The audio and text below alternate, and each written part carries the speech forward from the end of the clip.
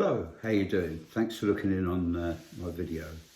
So today's case involves a young woman, 20-year-old woman, and I thought I'd talk a bit about the difference between male and female offending.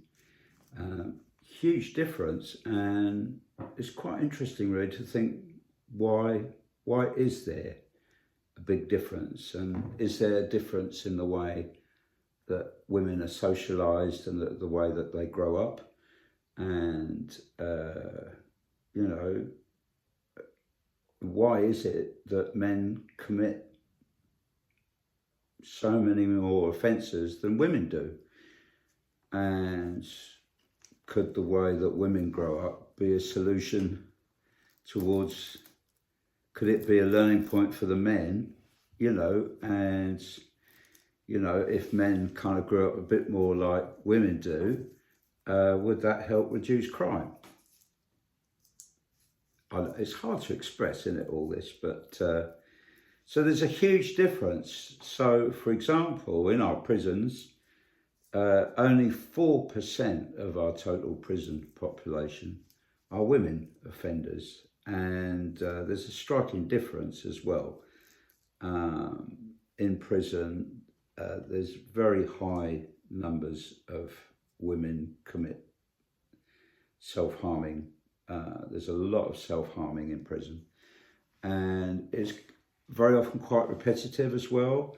So the self-harm in the prisons by men tends to be one-off incidents, whereas often, the incidence with the women is 3 or 4 times as high as with the men. So 341 per 1,000 prisoners, female prisoners self-harm. So these are statistics that come from the government. And it's about, the self-harming rate is a lot higher than the men in the male prisons. When we look at the global figures of crime in the UK, about 20% of all crime are committed by females, so that's 80% of the crimes. And of course, men commit more violent crimes than women do. The females' offences committed by females tend to be acquisitive crimes, to do with money, to do with drug problems, emotional problems, mental health issues. And dare I say, in my experience, quite a lot of the time, there's a male behind the crime in one way or another.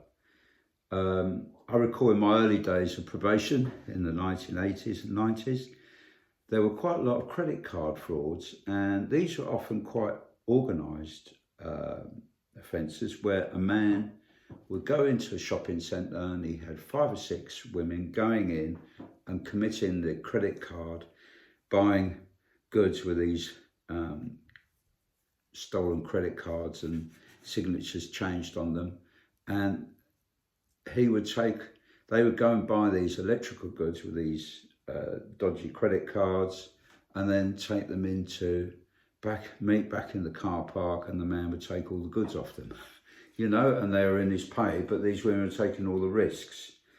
And my experience as well, many women offenders have been victims of crime themselves, and very often victims of crimes committed upon them by men. So it's quite sad. Now, when we look at the offence of no TV licence in the UK, 74% of all the no TV licence offences are committed by women. 27% of all offences committed by women are theft from shop.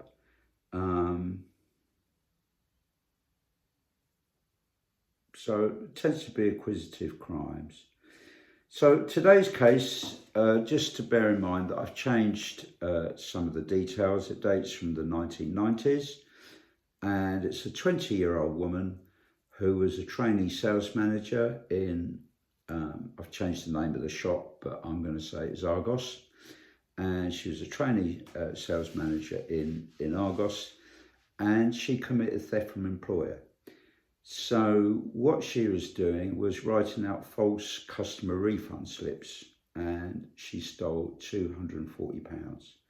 So it's quite a serious offence in that it's fairly sophisticated, really, what she done. It's kind of fraudulent, really, premeditated, and it's quite a serious breach of trust.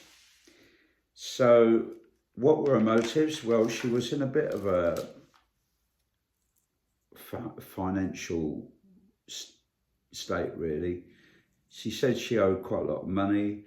She'd reached her credit card limit she'd reached her limit on her credit cards. She owed money to her brother. And she kind of thought, well, I'm going to borrow money out of this company and I'll pay it back. The other factor, which I think is quite interesting, was she was quite unhappy in her job. And I think it's a contributory factor. She felt that she'd only been in the job for 4 months. She'd had little or no training. She felt that they were making fun of her. They were scapegoating her, that they kind of sort of bullied her at work a bit. And she got herself into debt, inappropriately bought expensive present for her boyfriend. And I'm a bit worried actually as well, thinking back, that was she coerced by a boyfriend as well, you know, because you'll learn more about this as we go along. But I think she was quite naive and quite a very low self-esteem as well. Interestingly though, she was much happier in her previous job. So she'd been in the job for 4 months. She'd been in a pet supermarket before and was really happy there, and wouldn't have dreamt of committing that offence against them. But she saw this discrepancy was occurring, and I kind of wonder if somebody else had been at it as well. But she noticed discrepancies in the refunds, and she noticed that they weren't being picked up upon by her managers. So she thought, right. But she acknowledges that she'd done something really, really bad. And, you know, I kind of quoted her. I made note here of what she said. She felt really ashamed. I'm so sorry, I know I've done something really bad and wrong. She said, I'll be so stupid. I'll never do anything like this again because I feel so terribly ashamed. When she was arrested, she was put in the cells, you know, for quite some time, about 6 hours, I think. Police interviewed her. Rather than do a no comment interview, she made a full and frank admission of her offence. And she recognises now that she should have taken alternative action. She should have, you know, thought about the situation and, you know, managed her money better and perhaps asked to borrow money from somebody else, or, you know, managed her finances rather than steal, because she really, really recognises she'd done wrong. So the offence was committed on the 11th of September, and she attended a disciplinary interview on the 17th of September. And the outcome of the disciplinary interview was she was summarily dismissed, and she felt awful and wretched. I mean, at least she turned up. Some people wouldn't even bother turning up, would they? But she turned up for the disciplinary interview and was sacked. What I find interesting is that the store stopped paying her, and she hasn't got any pay from the 1st of September up until the 17th of September, the day she was dismissed. And she committed the offence on the 11th. And I'm not sure if companies can or can't do this, but maybe they thought, well, why should we pay you when you stole this money off us? Breach of contract, maybe, I don't know. But that sounds a bit off to me, but, you know, do write in if you know the answers to this sort of thing. Now, what really gobsmacked me was she rather immaturely brought a really expensive present for her boyfriend. It came out, and it cost her a lot of money, and I think really she was really foolish, and I kind of worry, did her boyfriend coerce her into buying this? And it seemed a bit of a foolish and immature relationship, perhaps, in that he used to be the manager at PetSmart, at the pet supermarket where she was working before. And it kind of came out, I kind of discussed her history and everything. I'll come back to all of that in a minute, but let's talk about her. She had kind of a happy, fairly normal childhood, although she said that there were problems at home. She was the youngest of 4 children, but she kind of felt sheltered from the problems, and that she was kept out of discussions and what was going on. And she felt that this kind of stance kind of left her feeling left out, and that she was treated as perhaps somebody who was a bit stupid. At school, she had experienced bullying. At secondary school, between the ages of about 11 and 12, and her mum had to go in and address the situation. So that's quite sad. She did sort of average attainment at school. She took 9 GCSEs, and out of that she got 5 Cs, 3 Ds and 1 E. She left school at 16. She went to the pet supermarket, and she did quite well there actually. She started off as cashier, worked her way up to supervisor, then she worked in the office as an office administrator. She formed a relationship with her boyfriend, who was deputy manager at the supermarket.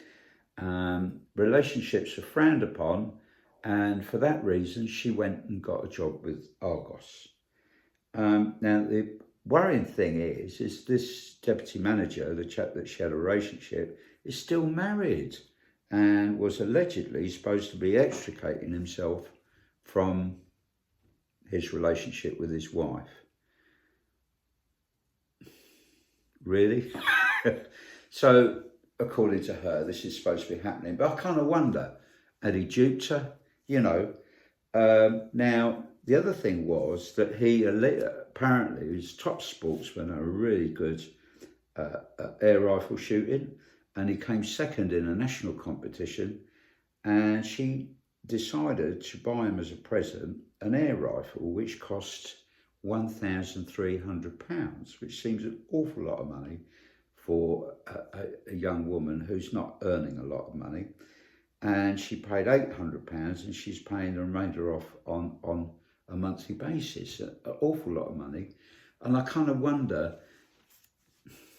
how could he allow himself to accept such a present like that, that's such a lot of money, and why isn't he contributing towards it as well? You know, what kind of relationship is this that is going on here? Worries me. So in discussing her risk to the public, I think it's low.